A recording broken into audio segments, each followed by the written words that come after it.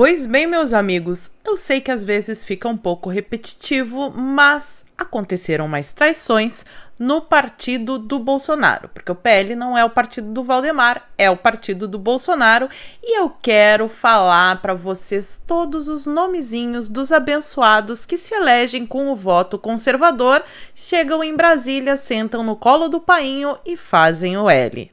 As pessoas precisam saber o que os parlamentares estão fazendo em Brasília e aqui estou eu para cumprir este papel.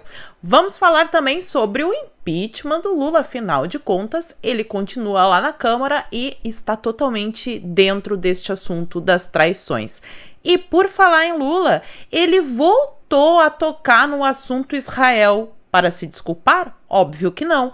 Dobrou a aposta, continua falando um monte de barbaridades e tentando despistar a galera mais desavisada.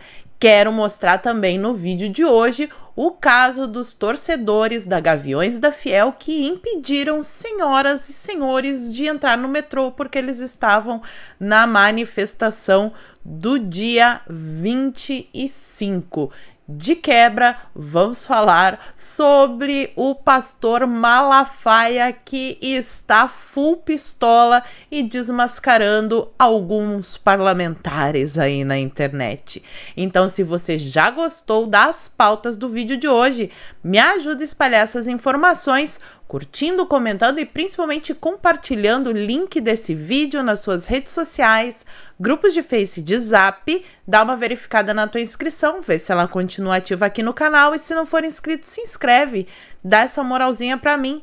E agora, feita a introdução, vamos para a pauta de hoje. E vamos começar aqui então com um assunto a respeito de um vídeo que rodou bastante nas redes sociais, que é da torcida da Gaviões da Fiel, onde alguns dos seus integrantes impediram os manifestantes que estavam na Paulista no domingo de entrarem no vagão do metrô, impedindo senhoras e senhores de adentrar o transporte público. O transporte é público, todo mundo paga imposto. Então, este absurdo aconteceu em São Paulo, mas providências já estão sendo tomadas. Trago para vocês matéria da Revista Oeste. Gaviões é processada depois de torcedores barrarem manifestantes em vagão. Pré-candidato a vereador, o ex-deputado estadual Douglas Garcia acionou o Ministério Público de São Paulo e falou em crimes. Parabéns aí ao Douglas Garcia, que nem sequer mandato tem, mas conseguiu tomar providências a respeito desse absurdo, mostrando que basta um pouquinho de boa vontade e trabalho para a direita, de repente, conquistar algumas vitórias. E ainda sobre esse assunto, enquanto muitos torcedores do Corinthians, da própria Gaviões da Fiel, se manifestaram e falaram que estavam revoltados com o que tinha acontecido, que não é certo barrar as pessoas de entrar no vagão do metrô, que os torcedores do Corinthians, na maioria, não concordam com o absurdo que aconteceu, temos a militância de redação endossando esse tipo de atitude. Trago para vocês essa matéria aqui do portal UOL, da colunista Mili Lacombe, que traz a seguinte manchete: é legítimo barrar manifestante de extrema direita de entrar em vagão. Então, esse daqui é o pessoal que diz que luta pela democracia, pelo amor, e endossa esse tipo de atitude. Vale lembrar que a manifestação do domingo não teve quebra-quebra, não teve lixeira queimada, ninguém agrediu a polícia, não teve assalto, nenhuma violência. Para essas pessoas, os extremistas são quem estava no domingo. Eles não. Eles que concordam que tem certas pessoas que não merecem nem entrar no metrô. Eles não são extremistas. Não, não. Que fique bem claro para as pessoas, né? Eles estão cada vez mais se revelando. Agora vamos falar um pouquinho sobre a anistia. Essa também foi uma das pautas que apareceu durante o ato de domingo na Paulista, no discurso do Bolsonaro. Pediu uma pacificação e pedia anistia. E parece que os nossos parlamentares já estão se movimentando para tocar essa pauta. A matéria da revista Veja. A ofensiva no Congresso dos projetos de anistia para o 8 de janeiro. Em ato na Avenida Paulista, ex-presidente Jair Bolsonaro defendeu perdão aos condenados por envolvimento nos atos que segundo a revista Veja, são golpistas. Lembrando que há pessoas sendo condenadas a 16, 17 anos de prisão que nem sequer estavam em Brasília, que não participaram de nenhum ato de depredação. E aí, analisando isso, parece que é menos grave alguém pegar o marido, cortar em pedacinhos e socar dentro de uma mala e dispensar o corpo por aí, do que ser contra o atual governo ou o atual sistema. Esse é o estado de absurdo que chegamos. E ainda nessa pauta da anistia, lá no portal do Senado, está rolando uma consulta pública com relação a esse projeto de lei, que é o projeto de lei número 5.064 de 2023. Esse é o projeto de lei do Mourão, mas tem outros projetos de anistia rolando por lá também. E infelizmente a esquerda está fazendo uma movimentação gigantesca. Aliás, um dos gritos de guerra deles é sem anistia. E até ontem de noite, a hora que tirei esse print, o apoio estava perdendo. Então eu peço encarecidamente para que você entre no link que eu vou deixar aqui na caixa de informações, vou deixar também no comentário fixado, e que divulguem aí para as pessoas, para a gente tentar virar essa votação aqui. Agora vamos falar um pouquinho sobre Margareth Menezes, ministra do Lula, que está revoltada porque foi postada uma foto que ela não gostou muito. Olha só, a Margareth Menezes manda Palmares apagar foto com apoiador do Hamas. Olha só, vejam. Foto do presidente da Fundação Palmares com o apoiador do Hamas foi apagada por ordem de Margareth Menezes. Vamos entender a treta. A foto de Rodrigues e Tenório foi publicada nos perfis oficiais da Fundação Palmares nas redes sociais na última quarta-feira, dia 21 de fevereiro, data em que eles se encontraram na sede da fundação.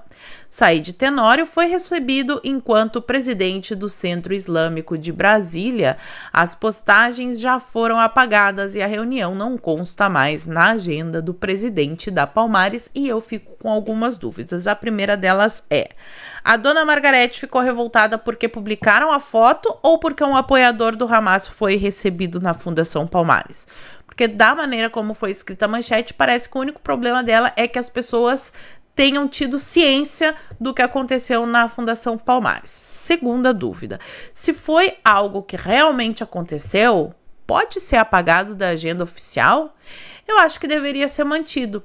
As pessoas têm que ter acesso total ao que o governo está fazendo. As pessoas precisam saber a realidade, do lado de quem que este governo está, quem são as pessoas que são recebidas por ele, né? Vamos parar de esconder as atitudes, vamos tentar jogar limpo e mostrar: o PT apoia isso aqui, o PT recebe essas pessoas aqui. Eu acho que fica um pouco melhor, até já que eles falam tanto em transparência, em processo democrático, né? E eu acho que deveria ser proibido apagar algo da agenda oficial que realmente aconteceu. Agora vamos adiante, mas ainda nessa pauta do conflito que acontece na faixa de Gaza, todo mundo acompanhou a declaração infeliz, para ser suave, dizer o mínimo e falar o que é possível aqui na plataforma, que o Lula fez enquanto esteve na Etiópia. Já falei para vocês que não foi desastrado, que não foi desajeitado, ele falou o que ele queria falar e é aquilo que ele acredita mesmo. E agora ele anda dobrando a aposta e se fazendo de besta, ou então se fazendo de salame para ser cortado em rodelinha. Olha só. Lula diz que não usou a palavra holocausto ao criticar Israel e chama Netanyahu de cidadão. Não esperava que fosse compreender. Na Etiópia, o presidente afirmou que o que está acontecendo na faixa de Gaza não existe em nenhum outro momento histórico.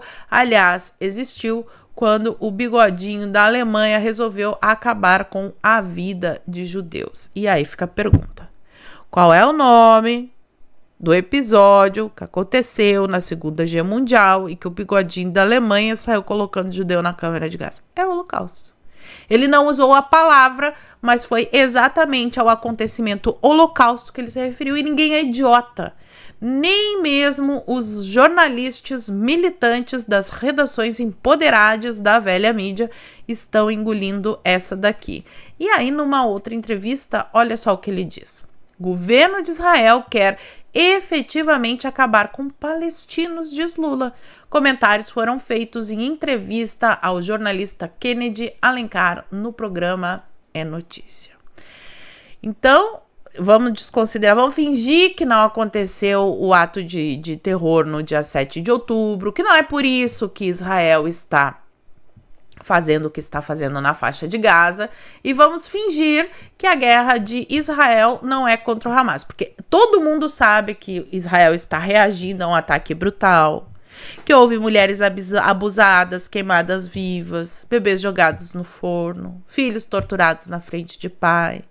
Não adianta esconder, Lula, não adianta querer esconder qual é o lado da história que o senhor está. Então, que fique registrado aqui também. Agora, passemos para o tema dos traidores, / eleição na Câmara dos Deputados, / impeachment, porque tá tudo ligado e vocês vão entender a minha análise. Eu começo com essa matéria aqui da CNN.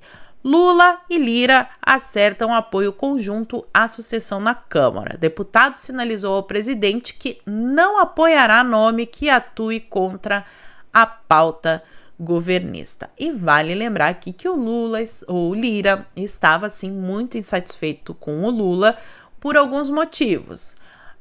O orçamento que foi aprovado pela Câmara dos Deputados previa uma data para o pagamento de emendas, que era chamado de orçamento secreto até bem pouquinho tempo atrás, né? Mas as emendas, e que é com essas emendas que o Lula negocia. Vota, eu libero, não vota, eu não libero. Mais ou menos é isso. Tendo a data, o Lula perde esse poder. E se não tiver a data, quem perde poder é o Lira, porque aí o Lira fica meio amarrado na pauta do governo. Então é um jogo de interesses.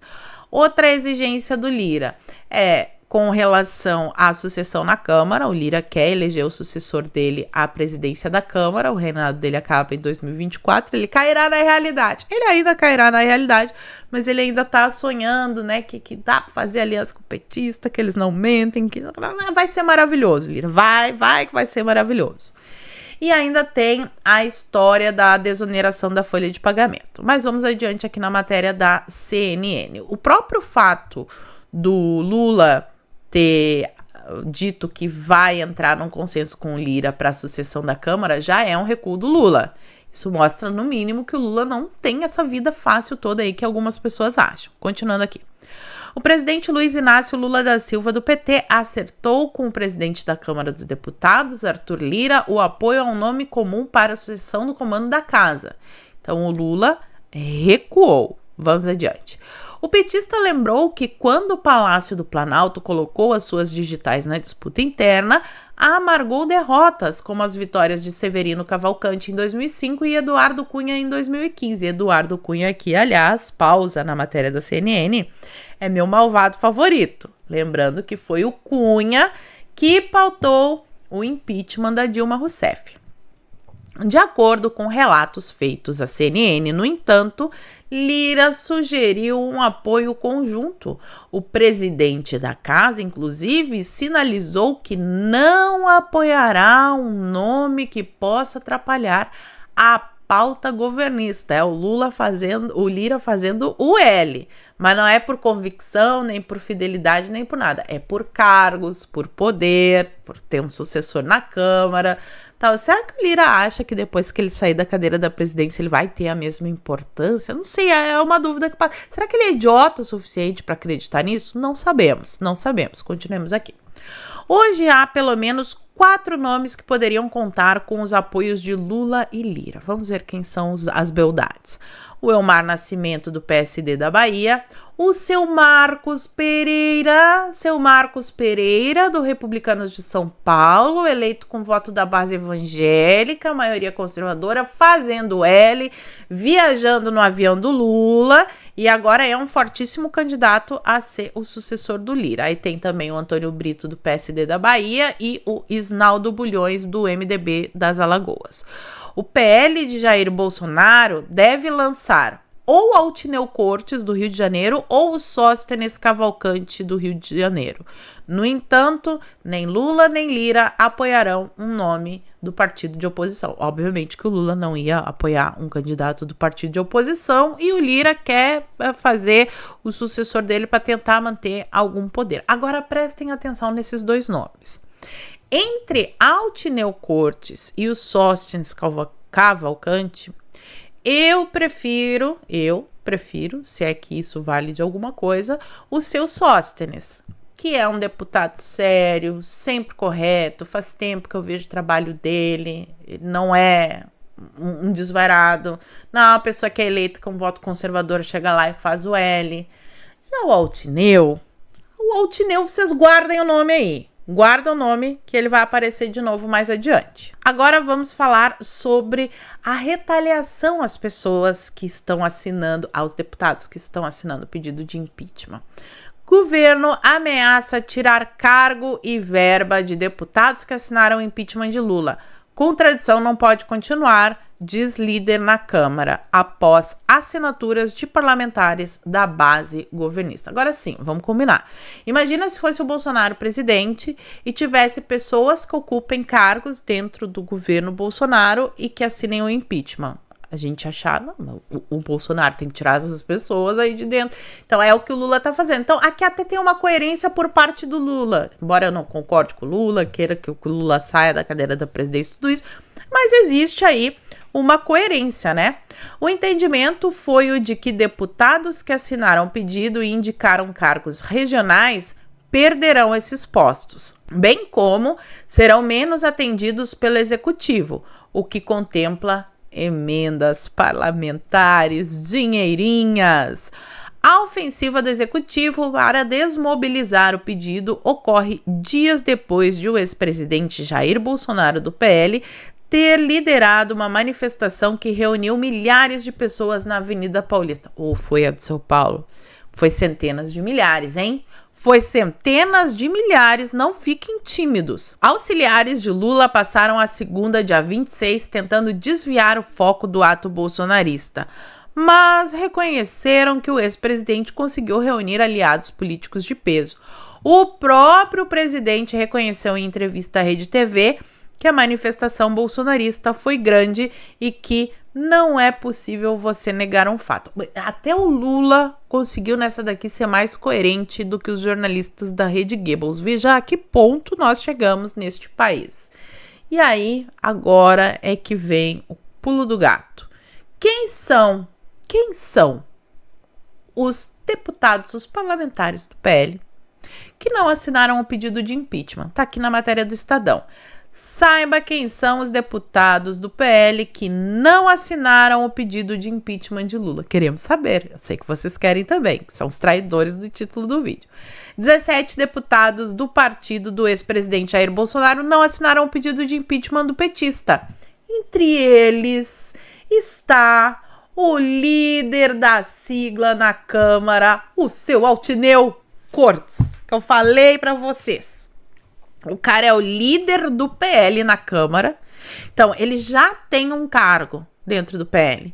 Isso significa que ele ganha um adicional em dinheiro a mais, claro que trabalha mais também, né? Mas ele que é a voz do partido na reunião de líderes, ele tem direito a mais assessores, a uma salinha especial, para se negar a votar, a assinar o impeachment. Será que ele tá ganhando alguma vantagem do governo? Ele tá traindo seus eleitores, se for isso, né? E se não ganhar vantagem, também tá traindo os eleitores, porque eu tenho certeza que os eleitores do seu Altineu, que votaram no PL, são conservadores. E aí agora ele tá se negando a assinar o impeachment de Lula. E aqui, para vocês fazerem o print de todas as beldades, todos os nomezinhos, quem é que não assinou, e aí vocês já sabem. Vocês já sabem que fazer com estas pessoas, né? Vocês já sabem.